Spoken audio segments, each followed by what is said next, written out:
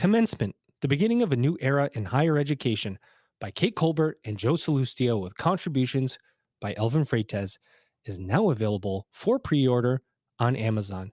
Get your Kindle edition or your softbound book. It's going to be amazing. The Alliance for Innovation and Transformation is an alliance of pacesetters, forward-thinking higher education CEOs committed to leading by example to show other higher education institutions how to innovate and transform their organizations in the face of unprecedented challenge and change. They offer learning, development, and networking opportunities focused on customer-driven value, innovation, transformation skills, and techniques, and approaches to help colleges and other organizations achieve the long-term sustainability necessary for their survival. AFITHigherEd.com is where you can check them out. AFITHigherEd.com.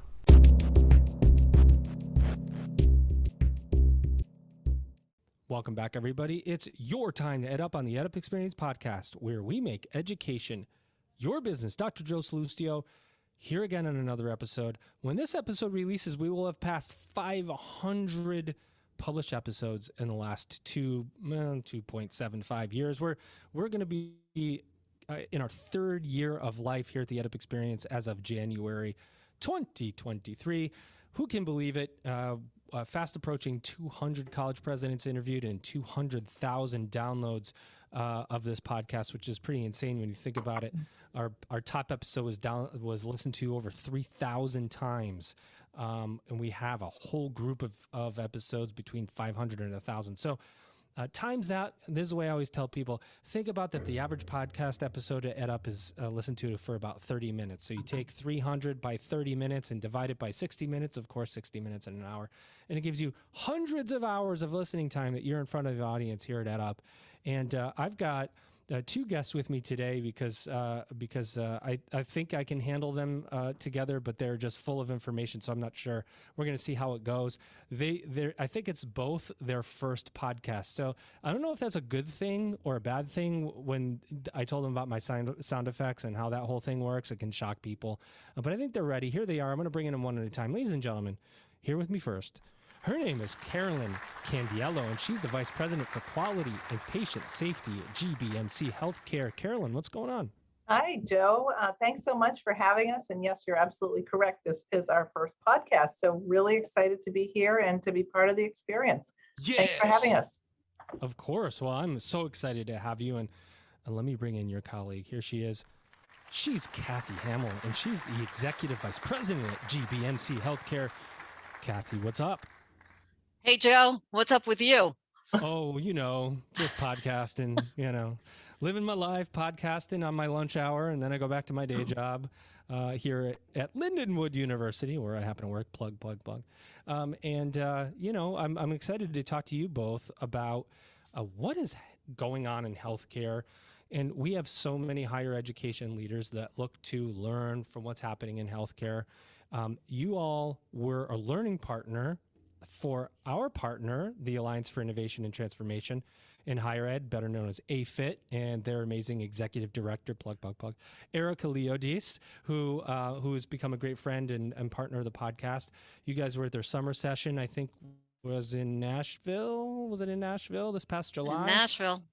So Higher Ed got to learn lots of stuff from you guys.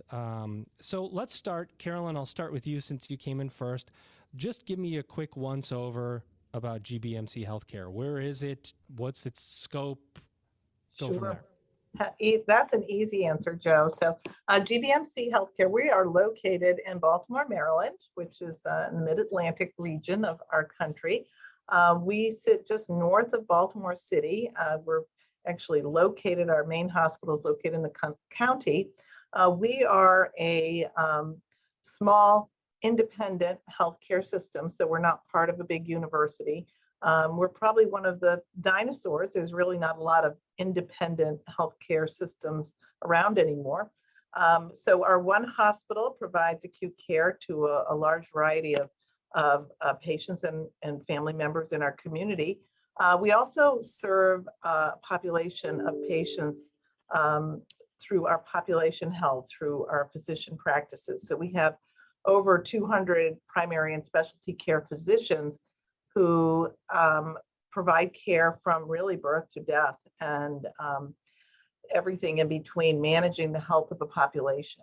And we also have Gilchrist, which Kathy leads, and we are the largest hospice and elder life, end of life care provider in the Mid-Atlantic. And Kathy will talk a little bit more about that.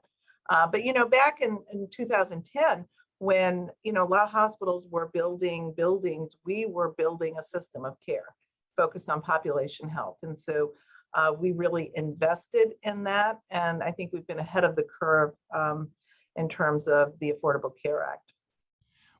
Kathy, to bring you into the conversation here, you know, one of the things that's plaguing higher education, and I'm not sure how it is in healthcare, but I can imagine that it's probably similar, is the whole concept of the battle for talent, shortages in employees, being able to staff. Healthcare is kind of one of those, it is one of those areas where if you can't staff, boy, oh boy, is that going to hurt the population? It's a little bit different in higher ed. Yeah, you can't educate the students, which yes, there's less immediate impact there, but still impact. But in healthcare, the impact is immediate. This is a huge, the reshuffling, as they're calling it, the great reshuffling, as people decide on whether they want to stick with their current career or not. Is healthcare, is GBMC facing this shortage of talent, the battle for talent, and how do you deal with that? Yeah, you know, one of the things that we talked about at AFIT, and I was so glad to be there because we met Tony Bond from Great Place to Work. You know, I think fundamentally, no matter what's going on in the market, if you're a good place to work and you care about the people that are working there and you open channels of communication and you're transparent about the work, people will be attracted to your organization. Oh, yeah. And, you know, Tony reminded all of us about those principles and the importance of relationship first and foremost, and then the importance of flexibility and being able to accommodate, you know, what is clearly kind of a changing workforce with people wanting a combination of in-office and homework. I would say that we struggle less than some other employers because we have a series of what we call greater behaviors. There's an expectation for how people treat each other. It is the opening part of our performance reviews, and we just kind of try to keep that relationship orientation front and center all the time. But people are ultimately working for people. Right. And it comes down to the importance of those relationships. And I think, you know, coming out of COVID, there are still challenges. But I think many of us have reflected, those of us who have stayed and kind of recommitted to the work, is that we're stronger than we've ever been. You don't go through something like COVID and not end up with stronger relationships among your colleagues. And I am personally grateful because I feel like our senior team has certainly come together in ways that we had not previously. You know, that's an interesting point, and I don't think that's come up before because we talk about the great resignation then turned into the great reshuffling, and you wonder, did people who weren't fully passionate and committed to the work of healthcare, higher ed, or whatever, self-select out, and you kind of were left with those who are most invested, and that's going to create different pieces of innovation that maybe wouldn't have been created before because either those people that didn't have a voice now have a clearer voice, a seat at the table when they didn't before. You know, it's almost like a whittling down of less passionate people. I don't know if that's a byproduct potentially, because you talked about, you kind of said the people that recommitted to doing the work, and my immediate thought was, well, that sounds like there could be more efficiency. What do you think about that? You know, Joe, that's so interesting because I think we're finding ourselves with financial challenges as a result of COVID. And, you know, we heard people expressing those same things at AFIT. You know, you've got to do more with less, and you've got to be creative, and you've got to be more efficient, right? The level of tuition is, you know, people are starting to balk about that and talk about, and, you know, now we're going to forgive, hopefully, forgive some loans, but the financial situation has shifted. And so I do think that that's the case. The other thing that we're seeing and this has just happened in the last couple months, and for me, it's incredibly exciting. We're seeing a lot of people come back. Come back to the workforce? Come back to us Oh, really? specifically. Nice. And I think we're seeing the same thing at the hospital. So they left because the grass was going to be greener. And maybe the grass, and maybe those were the people that let you work from home early on. But now that we've settled into what that culture is going to be like long term, people who come to healthcare and education ultimately come to serve. It's at their core if they're passionate about it. And there's no better place, in my opinion, to give than either in higher education or in healthcare. Like, you're making a meaningful difference in the lives of others. So it brings people back. Yeah, that's great. And you kind of led to it, Kathy, as you were talking about some of the principles of how people work at GBMC, and that has led you all, Carolyn, to the Baldrige Award for performance excellence. It's a presidential award for performance excellence. What is this award for those that haven't heard of the Baldrige? What does it mean to you and the team at GBMC, and why is it so significant? Great question, Joe. And I think, when we first got into this, we thought, wouldn't it be great to just get this award? What we soon learned was getting the award was nice, but really what we gained in using the Baldrige framework to move us forward has really been life-changing. And, I liken it to, we think about everything from a systems perspective, and using a systems perspective, we are able to stay integrated and focused on our vision. And, Kathy talked about purpose, and Tony Bond talked about purpose. We have a vision at GBMC that has really redefined us around how we care for our patients. So we have a statement, but we have a phrase that everyone in our organization can talk about, can explain, which is, to every patient, every time, we'll provide the care we would want for our own loved ones. And it really level sets us and grounds us in that purpose. Epic. And one of the things we also heard at the AFIT conference was Jen Lim and Sunny Grasso talking about joy and happiness and work. And we measure, are we getting closer to our vision through 4 aims? And it is, are we providing better health? Are we providing a better care experience? Are we doing it with the least amount of waste? And you may recognize those as the national triple aim. Well, we added a 4th, which is that we want more joy. And we wanted to bring that more joy to those providing care, because as Kathy said, we come to work really because we want to serve and we want to make improvement. We want to improve the lives of those who are entrusted in us. So that kind of purpose really can help create that connection in an organization, but it takes leadership to do that. And, one of the key things with Baldrige, we've done a lot of work on leadership, and it's, important in everything we do. We see plenty of examples of bad leadership in the world today, but I think there's also as many, if not more, examples of great leadership. And we believe leadership is central to everything we do, which is, before we received the award from Baldrige, our first year with a site visit, we received a leadership best category. And so they recognized that our leadership approaches were really world-class. Incredible. It's no secret that there are considerable challenges facing higher education right now.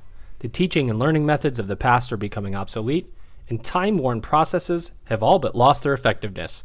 No longer will the take no action or move forward with incremental change mindsets sustain operations. Colleges are closing their doors at an alarming rate, and some are teetering on the edge of existence. It's time to join the Alliance for Innovation and Transformation, better known as AFIT. Check them out at afithighered.com. That's AFIT highered.com. If you want to be at the forefront of technology and innovation in education, it's time to look at AFIT. One of the things that you said, Carolyn, that I loved is this the concept of adding joy. It's fun. I say interesting a lot, by the way. I self-analyze now when I do these podcasts because I've done so many, and I'm just like, that's interesting, so I'm going to say something else. That's fascinating. You've added joy. It's funny because at Lindenwood, where I work, we've added fun, right? We've said the last couple of years, we've had to do this work to serve others, as you said, Kathy, this passionate, noble work of serving others, and the necessity of it became more important than the joy or the fun because of what the pandemic created. And if we're going to do this in a way continuously and maintain ourselves without burnout and mental health, we've got to have fun again. We have to have fun. The fun of being in a service-orientated career, like in higher education or in healthcare, is the fact that you get to see the joy on the person who you're serving. If you're doing it well, if you're serving patients, if you're serving students, there's a certain amount of, you fill your cup up, so to speak, Sure. with that joy. And if you can't do that, and we forget to do that, people will leave the industry. Makes it harder. How do you, Kathy, how do you fill up the cup? How do you create joy within your leadership infrastructure? Well, we have a lot of fun. I would just say that, the leadership team, the leadership team likes each other. That's a big step. So that's kind of step one, is that, we genuinely like each other and care about each other. So that kind of sets the stage. In our weekly leadership meeting, we always start with a reflection. And our leadership team, the meeting that I'm talking about, probably has, 20 people in it. So this is not a short exercise, but our question this week is, how are you going to wrap up the summer? Like, what are you all doing? And just listening to all of the energy around what people are going to do Labor Day weekend. Like, I have this whole array of follow-up that I want to do to hear what everybody's weekend was like. So, we take time to have some personal interaction separate from the work. We do a lot of reward and recognition, just thanking people for what they're doing. We're having a barbecue in a couple of weeks, and I suspect that our CEO will be doing the karaoke dance on the stage in front of us. Yeah, Steely Dan. Yeah. So, you've got to, I think integrating work and play, right? We have lives, especially at the leadership level, where, it's pretty much continuous. So you've got to be able to step out and just celebrate and have some fun. We exchange, birthday gifts. We spend time together building relationships in addition to doing the work. I love that. You do a lot of work, Carolyn, serving underserved populations and with patient care. That takes incredible focus, strategic planning, resources. How important, how built in is that to the mission of GBMC, serving the underserved? Great. Let me start now, and I'll hand it over to Kathy, who's also doing a lot of work with us. But as I started out, I told you we're located in the county, which is relatively middle America. We're a pretty suburban community, but right next door in Baltimore City, we have food deserts, and we have a lot of poverty, and we have crime. And we have people struggling, families struggling just to get primary care amidst, so much healthcare in our state. We identified that as a need. And we also, recognize that there is, unconscious bias in healthcare, and that our patients of color were not having the same experiences or the same outcomes that those of us who are white were having. Yikes. And so we took this on, and you talked about strategic planning. We drew a line in the sand 2 years ago when we set our strategic plan and process, and we set out to do two things, which became our top level goals.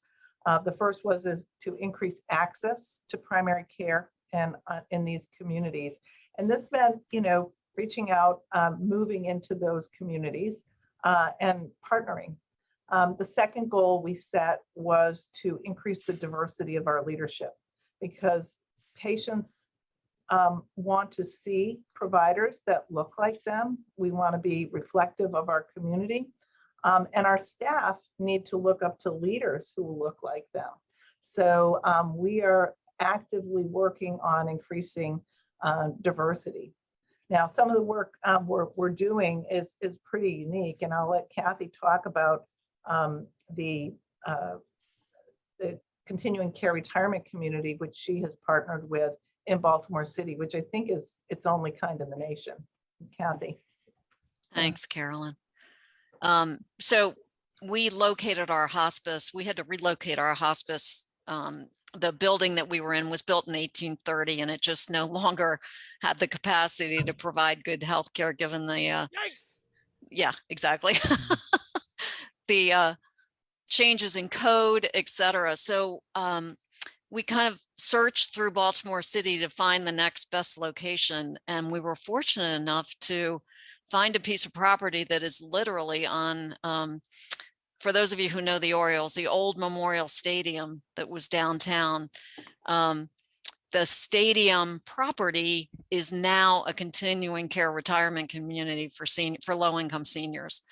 And so there are high-rise apartment buildings that offer subsidized rent as well as, market rent. So it's a mixed community. And our hospice building is now part of that continuing care retirement community. And then there's this very robust YMCA that's on the campus, and the stadium, the diamond, is still intact. And so you see these kids from the YMCA playing football and baseball on this field, with all of these seniors being able to watch the activity. And so, what we do for seniors who can pay for services in these continuing care retirement communities where you buy in, we're now part of one in Baltimore City that's been subsidized by the community.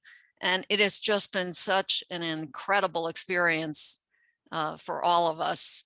And we are now deepening those relationships in the community because we've realized that the level of primary care that's available is limited. So we have built a primary care practice where people can go to an office, and we are now starting an elder medical care program at home where we'll go see people in their homes. For those seniors who either don't have transportation, don't have the support, or don't have the physical capacity to get out for healthcare. Historically, they would be the people using the emergency room as their primary care practice. And in today's environment, we need to lower those costs and do a better job. So we are really excited about where this move has led us. And as Carolyn said, now it's time for us to change ourselves. And also we've done some what are called listening groups in the community to understand how they perceive healthcare. Many people of color were raised to never go to Hopkins or to University of Maryland. You don't trust big institutions that offer healthcare. So, working in the religious community and rebuilding that trust in relationships is really the opportunity that we have in front of us. And so we're excited about that learning. I love it. So you guys went to partner with AFIT to be part of their learning partner and talk to higher ed leaders. I'll start with you, Kathy. What do you think they learned from you? What did you learn from them about the parallels between higher ed and healthcare? Well, let me just start by saying that Carol and I multiple times during our time at the conference talked about how fun higher ed people are. Like watching them decorate their tables and all dress alike and sit together and all this energy. Healthcare could learn a lot from just the energy and the teamwork that was clearly present during the sessions. I guess what I hope we all left with was a renewed sense of commitment and a renewed sense of direction. around that. Like, I think we were all feeling like you got to hit the reset button and kind of start over again, right? Coming out of COVID, like you feel like you're almost crawling out of a hole. So I think we all kind of saw the light of day, and the energy in the room was contagious. And, you know, I don't know that anybody left with a specific idea other than we got this, you know, and we can do this again. And I definitely felt that from the team, which was not kind of your job to do. And then Carolyn and I got to spend some time together. So as colleagues ourselves, it was wonderful. Yeah. And so, you know, that's Carolyn, what I would say about it. That? Yeah, you want to add anything, Carolyn? Yeah, I think, you know, it really is. I think, you know, we spent a lot of time at the March meeting with the presidents and their reps, which was, you know, a really great introduction, and talked a little bit about the parallels. And, you know, one of the things, because of our Baldrige experience, we've really spent a bit of time understanding who our stakeholders are and what their requirements are. And I think higher ed is also exploring that, you know, who are their stakeholders? You know, it's the students, It's the employers, it's the community, and how are we meeting their requirements? And just like we had to change to how are we, you know, meeting the requirements of our workforce? Like, you know, we've moved to a 980 week in my department, which I thought we'd never go to something like that, or some people are working remote. I think higher ed has done that as well, and they're rethinking how they're providing courses. Are they providing, does it have to be a 2-year or 4-year degree? And certificates may be a way to go. So I think there's that. I think there's also, there was a lot of synergy. There's folks I spoke to at various colleges and universities who are partnering with healthcare, because let's face it, the baby boomer generation is getting older every day, and the need for healthcare providers at all levels is going to be really overwhelming if we don't begin to partner between healthcare and higher education to meet that need. And there is a tremendous need. And, you know, one of the things we said to our partners is, you know, talk with your local healthcare community hospital and find out what it is their need is. You know, for us, one of the things is medical assistants and, you know, our physician practices. And for the most part, those are private education providers. They're not often provided by a community college. And so it becomes unaffordable. So it creates this gap. But, you know, we've got to create this synergy together between healthcare and higher ed. Well, I want to give you both an opportunity to say whatever you'd like about GBMC that you want our audience to know about your organization and the work that you do. Carolyn, I'll start with you. Final words on GBMC and what the future holds. Gosh, what a great question and a great opportunity. You know, GBMC, we are so unique, and I think the leadership, our board, we're really committed to doing things differently here. I just hired somebody who worked in Texas at a large hospital, and, you know, her perspective of how connected leadership is to staff, that she sees the CEO and the CNO on a daily basis. We're very unique in that regard. And also our commitment to our community is really second to none. I think it's a great organization with a great future because of our independence and our commitment to continuous learning and improvement. Kathy. Oh, that's hard to follow, Carolyn.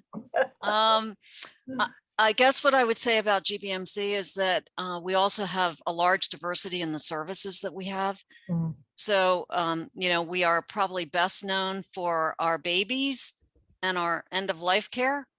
And so that richness creates a continuum where you can literally receive services for life. So if there's anybody from AFIT that's in the area looking for a healthcare system, I would say, give us a try, because you can be with us for a very long time.